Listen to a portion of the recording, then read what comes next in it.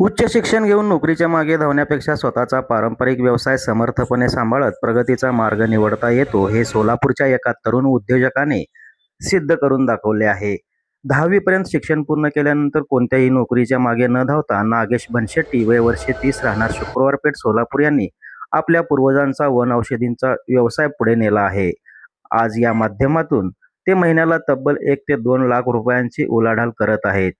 1850 पासूनची परंपरा. सोलापूर शहरातील मध्यवर्ती ठिकाणी असलेल्या मधला मारुती परिसरात हे ऐतिहासिक वनौषधांचे दुकान आहे.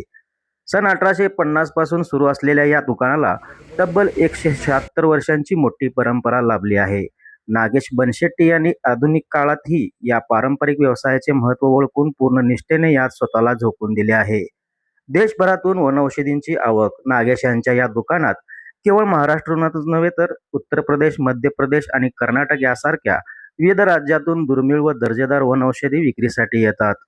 वर्षानुवर्षांचा विश्वास आणि गुणवत्तेमुळे सोलापूरसह आसपासच्या जिल्ह्यातील नागरिकांनी आयुर्वेदिक वैद्य उपचारांसाठी लागणाऱ्या औषधी वनस्पतींसाठी या दुकानाला पहिली पसंती देतात.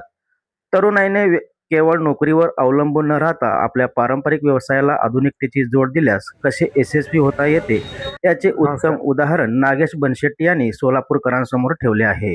आमचा हा आयुर्वेदिक व्यवसाय सुमारे 100 ते 150 वर्षापासून चालत आलेली परंपरा आहे.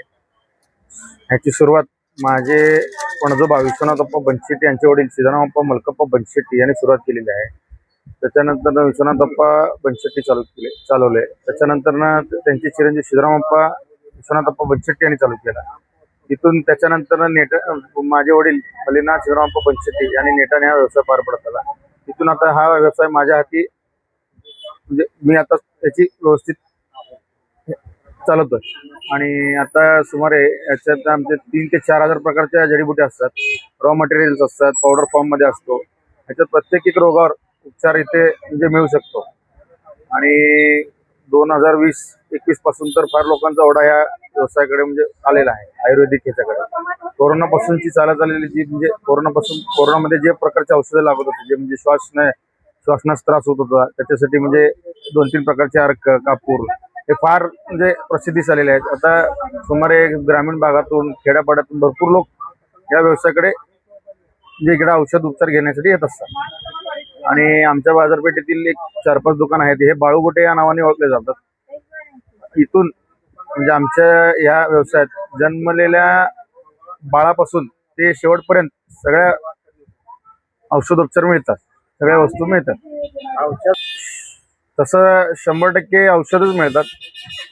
साधारण 30-40% प्रमाणात म्हणजे पूजेचे सामान, जे पूजेत लागणारे मुख्य वस्तू साहित्य असतात, हळद, कुंकू, इतर वस्तू म्हणजे वटी सामान, हे असे 30-40% प्रमाणात आमच्याकडे असतात. हा व्यवसाय बाजारपेठ अस्तित्वात येण्याच्या आधीपासून म्हणजे सीतारामप्पा मलकप्पा बनशेट्टी आणि रस्त्यावर थांबून व लोकांना माहिती देत ते वस्तू विक्री करत होते 100-125 वर्षापूर्वी. ह्या आमच्या आयुर्वेदिक व्यवसायात जडीबुटी, ड्रायफ्रूट्स, वनौषधी खात्रीने मिळण्याचे एकमेव ठिकाण. या म्हणजे ड्रायफ्रुट्समध्ये कसं डिंक लाडू बनवण्यासाठी जे तुमचं म्हणजे पौष्टिक सामान लागतो, काजू, बदाम, खारीक, खोबरे, डिंक अशा प्रकारचे सगळे इत्यादी वस्तू आमच्याकडे उपलब्ध असतात.